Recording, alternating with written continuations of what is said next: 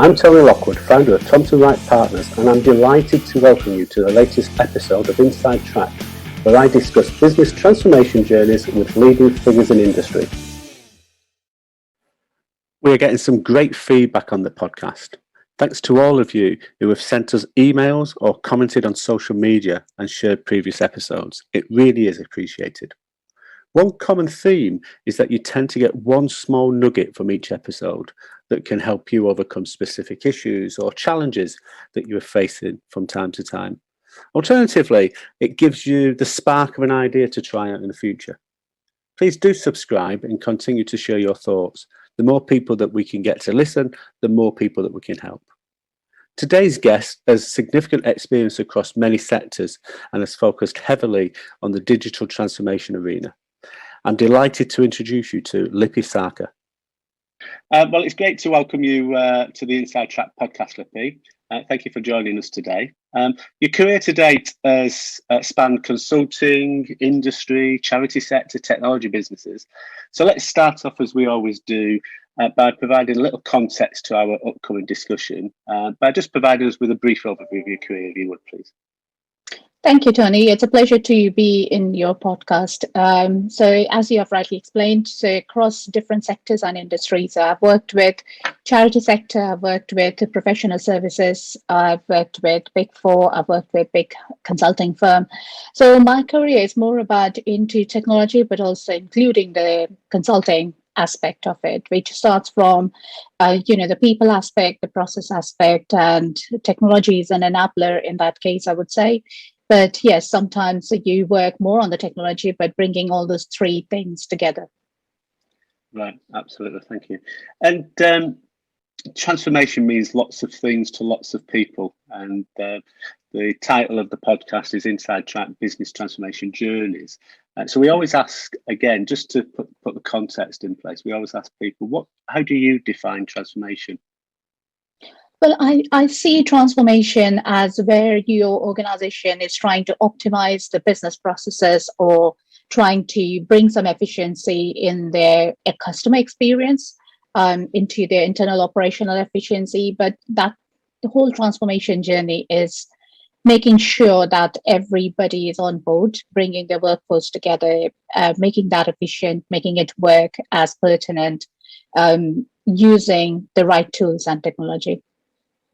Okay, I'm sure we'll go into a little bit more detail as we progress on some of those points that you've raised. So you're digital transformation director at Crowdsource, I believe now. It appears that virtually every organisation is undertaking some form of digital transformation at the moment. It's become the latest buzzword, I think. And so it'd be interesting just to get a feel from you about how you're finding the market and what do you view as true digital transformation? Yeah, it's a very good and great question, Tony. I mean, digital transformation, sometimes people have different aspects of digital transformation. Sometimes people do see that it's just another project, it's an upgrade of the system. But digital transformation in true sense is about understanding where they are in their organization, where they want to, what are the key drivers of change, where they want to be as an organization, where they want to be in 6 months' time, in 1 year time. And bringing standardizing the processes, bringing their workforce together, and how delivering the change element, because the transformation is never true if you don't bring in the change element. And the change is so huge and vast, and it's complex because you would have, as people workforce, you would have different kind of departments impacted with the transformation journey. So how do you assess their future ways of working and how you put forward a change plan in terms of catering for that. So we have to define that as a digital roadmap for the organization. We just assess what kind of digital maturity they have in the organization, identifying the key strengths and capabilities, and then define a digital transformation roadmap where they want to be. What would typically be in that roadmap? What does a typical engagement look like for you? It would start with a discovery of their internal capabilities and assessment about people, process, data, technology. And once we have done that due diligence about in the discovery phase, then we define the roadmap of what we need to be. And when we say that where they need to be, there could be, from the services element, what would be the services? Because sometimes often we forget about, putting a digital transformation roadmap. The technology is there, then what happens? What is a user adoption? How does it kick in? So how does day one look like versus week one versus month one? And then how do you measure that user adoption going forward? Because digital transformation is not just one project. You do it, deliver it, and done and dusted. So it has to have that continuous improvement plan built into that digital transformation. And then you have asked about what exactly it includes in that digital transformation roadmap. It would be the discovery, then the plan about where they want to be, the continuous improvement plan, then roles and responsibilities, because maybe the workforce need to do the similar kind of work, but in a different ways of working. So how does their role improvise? And what does their responsibility look like in future? Right. It's interesting, actually. It's pretty common for people to talk about people, process, technology. I think the true sense of the digital transformation element is the real understanding of the data bit of what you were just saying. So that fourth key element is do you agree with me that that is probably the core element of a digital transformation, where organizations are really starting to understand where the data comes from and make sense of that data to drive the business forward and make the core Absolutely, the right decisions. absolutely. And so data is a key asset of any organization, and it would have been built over the period of time. They might have legacy systems. So the data is so important. How do you see the data? How do you have that 360-degree view of your own data and see that customer elements, customer experience, where you have what are the touch points of the data, and then use the same data to make that informed decision in the business? So because if you don't have the right tools and technology, then you might not be able to see the data in the right way and the right form to take your informed decision. So I do see that data is a very key important. And nowadays we can have different technology. Recently, I've written a book about, building a digital future, where I have touched upon, the key capabilities of certain, technology, where we have user dynamics 365 and Power Platform. But overall, overarching is about the data. So how you use the data, how you put the data governance in place, and how do you perceive the data in terms of different views, different dashboards for the organization, for the team, for the department, for the management, for the C-suite executive. They might be having different sets of requirements to see the data to make that informed decision. And in your experience, how are the senior team responding to that? Because on one level, the more data they can have, the better. As you said, they're much more informed. But a lot of times, getting access, although the data exists within the organisation, getting access to that and getting it access to it in a consistent form, I've noticed that can create some conflicts, maybe, because it's highlighting things that they may not, individuals may not want to be public. So what's your experience of that? Is that a challenge for you as you start to engage with clients? It's about the sponsorship. If we have the right level of sponsorship from the top, so sometimes often we also see the leadership team is not aware of what level of data, what different levels of data, what layers of data you have. So when we start engaging with the customer, they do have an awareness of their own data, but then we have to break it down and understand what are the sensitive level of data. And now with the GDPR, we have to do that. Private data versus public data, what level of data you can share with other organization in the public domain. So it is critical, but at the same time, if you have the right level and the right governance in place with the data, it's doable, and you can bring that data into light and bring that into different format. Okay, Brilliant. And moving forward, so you've gone from the sort of definition stage and you're going into the build phase. What are the essential elements do you feel that you need to have in that sort of building and implementation stage? It's clarity. It's clarity about what kind of build we are doing, and it's always about the priority of the client. What do they want to bring in the build? So we do in an agile ways of working. So that helps in terms of giving the clarity, giving the transparency about what is going into build, what has been prioritized, what is going into build, and what comes out of the build in an iterative cycle. So always giving that view and what has been built so far and getting feedback to improve the product, because the requirements might be there. There might be 100 requirements. And out of that, let's say we have done in an iterative cycle of 10, 15 requirements in one cycle. And then when we show the product to the client, there might be some certain feedbacks that we have to need to take forward and bring that into the next cycle. So it's always about continuously improving and continuously taking the feedback to shape the product and giving that transparency to the client. So that is a key element. We see that in the build phase. And while doing the build phase, that is about the product. The other thing we have to take into consideration is about the data migration. If we have the data from the legacy system, how many iterations, how many cycles do we need to do to make the data, transform the data to go into the new system? So that's another element we look into it.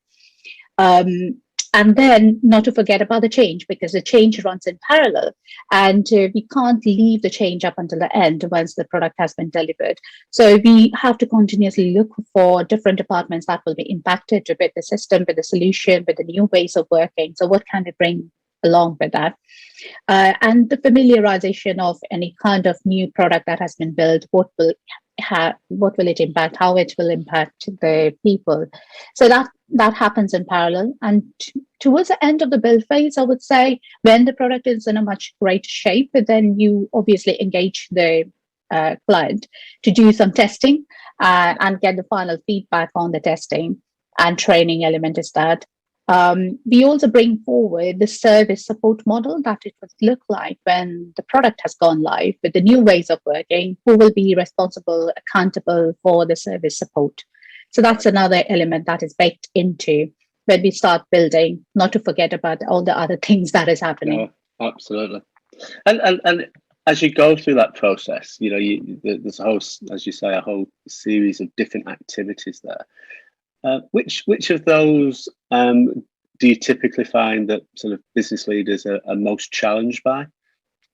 I think the decision-making process depends on the industry, though, the decision-making process, because as we are going through the iterative cycle, we would like the business to make that continuous decision. And sometimes we have seen if the team is not empowered to make that decision, that delays the process. And it is the fear of new ways of working that is always there. And that I see that is where the challenge comes from. Some organizations are really quick in making that decision and has empowered the team to make that decision. But I think the struggle comes in where the processes have not been streamlined, where the processes are still ongoing, and not knowing what will be the impact of the new ways of working to the people. Yes. So that's where the challenge lies. I think it's important that process assessment and evaluations happened up front, isn't it? And then Absolutely. You overlay that with the technology rather than the technology driving that sort of process change. You can do it that way, but I found that all too often that creates more challenges in the long term. Absolutely, yeah. Cannot agree more with that. So we talk a lot on these podcasts around engaging people and taking people on the journey, and we've just covered a little bit of that about at what stage do you start to engage the users or the frontline staff within the program. What do you find are the essential elements that will determine whether or not a program's going to be successful or not? I think continuous update and communication really helps from the very beginning when any kind of business transformation program starts. Senior leadership team, the C-suite executive, they should be having a continuous flow of communication in terms of what is the vision, what is the mission, where do they want to be, delivering the benefit, whether it's a short-term plan or it's a long-term plan. So it's a continuous communication helps. We will always see change resistance, and the resistance comes from the fear of unknowns. And that can be mitigated by having that and improving that continuous communication channel. And we should always have a feedback loop. If we don't have the feedback loop, just the communication doesn't work. So, and people should be, quite encouraged to talk about, even if it is a sensitive risk and issue, people should be encouraged to talk about that sensitive areas of either decision making or the risk. So, yeah. With continuous communication, I think, with a clear description of what the vision is. I totally agree with the, as you say, encouraging people to get engaged and raise issues as early as possible and raise their concerns. But what do you do to encourage that? Well, what tools and techniques have you used and adopted to get people to open up? Because sometimes that can be quite frightening for people, because you naturally start to think, well, is it me? Does everybody else understand it and I don't? So there's a bit of reticence a lot of times with getting people to open up, isn't there? We try to do that. One is open communication, but we still have to think about the introvert versus extrovert. So we might engage with the extrovert on an open communication, but we also have a survey where it is unnamed kind of survey that helps in terms of engaging the introvert people to still stay current and talk about their risk openly. And that's another way of doing it. And, open forum and focused group, that's another way of doing things. And sometimes it helps in terms of having that communication not so formalized, but in a very informal setting, like a coffee morning or, evening cocktail, something like that, which helps to people to open up. And it is not always about, it's quite a serious matter. So make it a little bit informal, to engage with the people who are really kind of not talking, sometimes giving that opportunity for them to, share that in public or share that in a different forum. No, I agree. It's, I think some of the most insightful conversations I've ever had have been the really informal ones, just around the coffee machine. Yeah, it's almost, I suppose, you get them a little bit off guard, and you can if you ask the question in a slightly different way, people open up when it's on a one-to-one basis, and actually that's all you want. You want the issues out on the table so you can do something about it. Absolutely. Yeah. So I think it's using all of those ways of engaging with people. It's the key, isn't it? So there's been a lot of talk recently, and there always is, lots of reports out about how projects and programs and transformations within organizations don't typically deliver, typical 70% of programs fail. And I've read something earlier, probably 2 or 3 weeks ago, where that figure has supposedly gone up to, I think it was 83% of digital transformations are failing to deliver. And when you break that down and really start to understand, well, what do they mean by not delivering? Part of it is about delivering on time. Part of it is delivering against the original budget. But a lot of it is that the original benefits that are outlined within the business case never get delivered or only partially get delivered.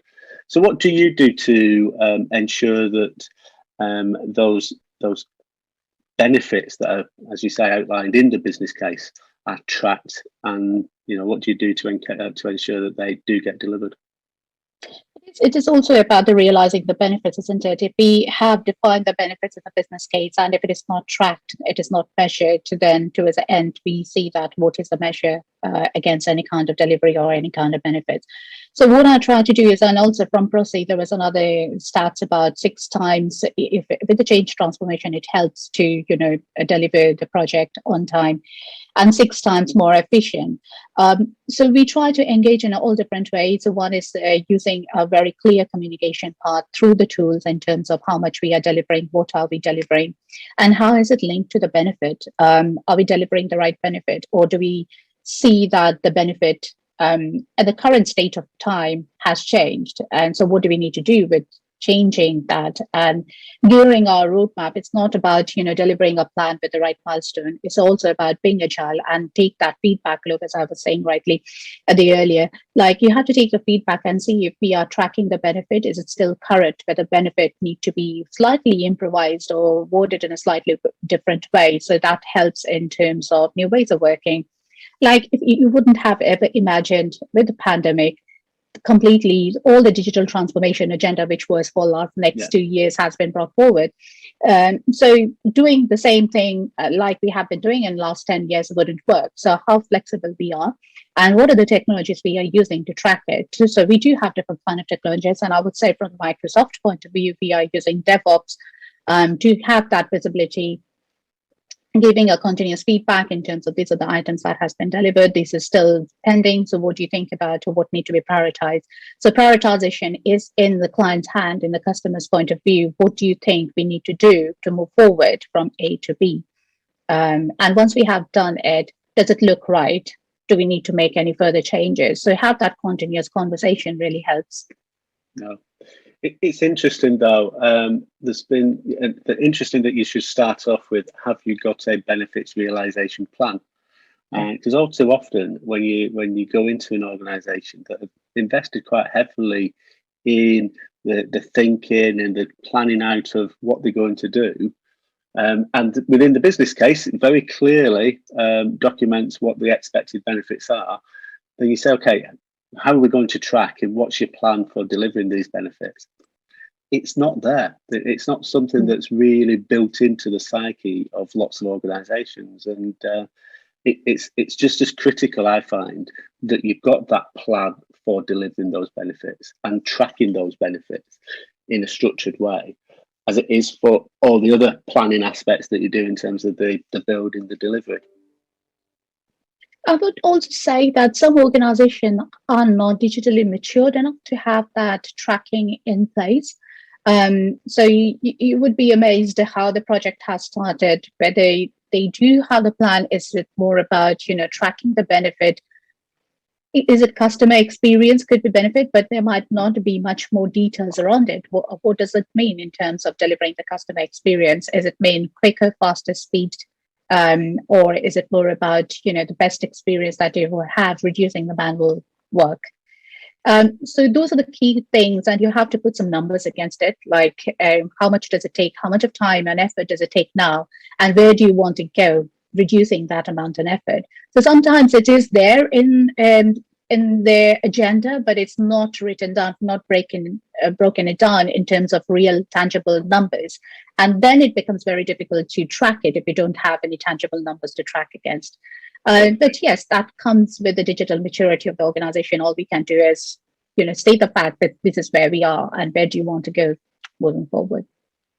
Yeah, I think there's a tendency, isn't there, to once things are signed off, let's get cracking and let's get going, and actually just stepping back at times just to say, okay, let's be clear.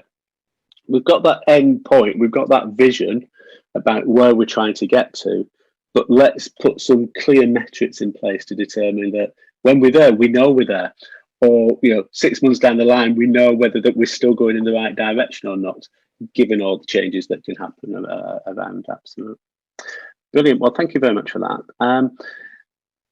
Change can be stressful for everybody, whether you are working in the organisation and having change done to you, or leading the programme. So one of the things that we always ask guests to the podcast is, what do you do to alleviate stress? And your sort of the pressure points when you're working in projects, and just so that again, different people have different ways of doing things. So that might just help someone who may be going through a stressful period at the moment, just to think about a different way of alleviating that sort of pressure. Absolutely. No one is untouched by stress time. And given the fact that it is a pandemic, so we have to keep our game up, we have to keep up going. So sometimes it is difficult to do that. When earlier days, I would say go to the gym, go for a walk and things like that. But in a lockdown period, it is really difficult to do all the sort of things. But whatever you could do, a little bit of meditation, that helps, a little bit of, even if you go out, not to take it too harsh on yourself. But even just go out for a walk, go out to the nature, whatever you could do, just to, sometimes it's also said, if you go out in the woods, go for a walk, any kind of knots you have in your head, it gets cleared up. And you get a different perspective to see things in a different way. And change is sometimes, if it is done to you, that is a completely different, stressful time compared to if it's done by you. So if you are part of that change, then you do see different perspectives people can bring in together. So always encourage to have that group focus, talk about the stress time, how they are coping, keeping in mind that everybody goes through that journey. So what is the empathy mechanism that you have in place?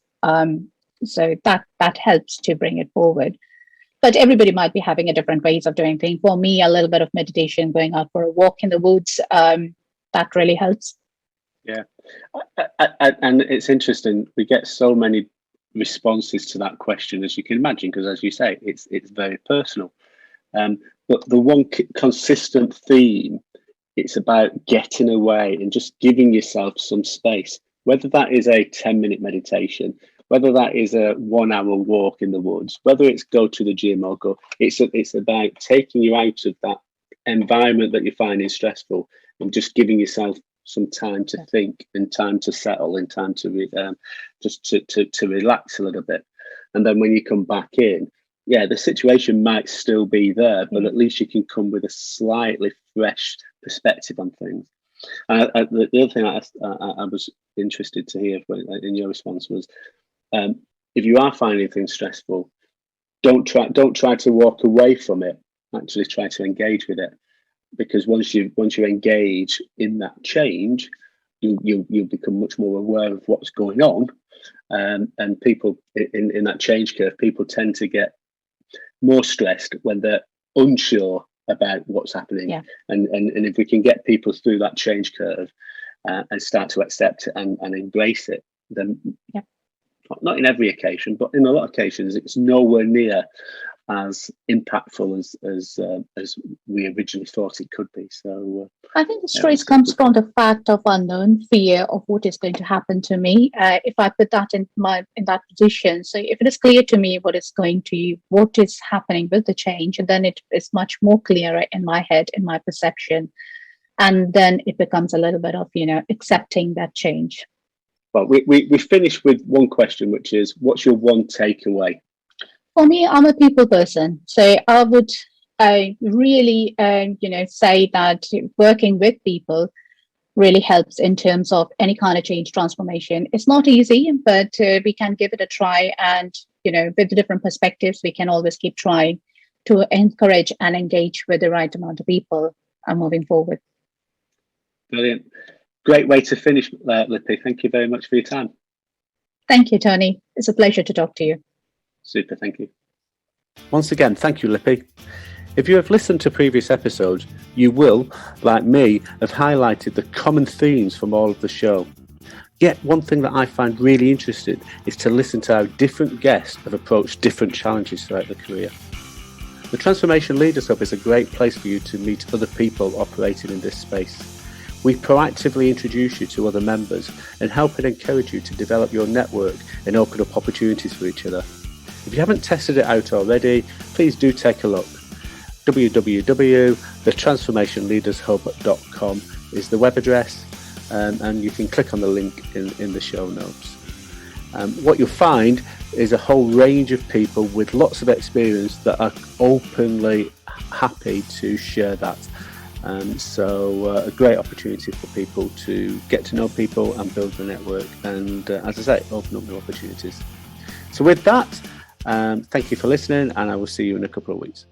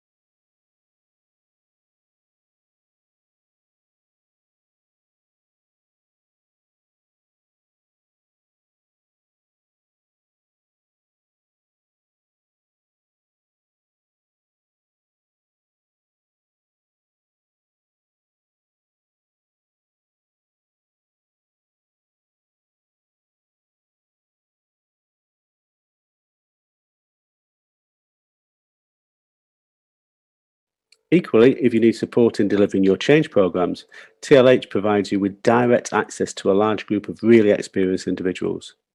Irrespective of whether you need someone to join you permanently, on a contract, or provide some short-term consulting support, you will never have to pay any intermediary fees. A real game changer, in my opinion.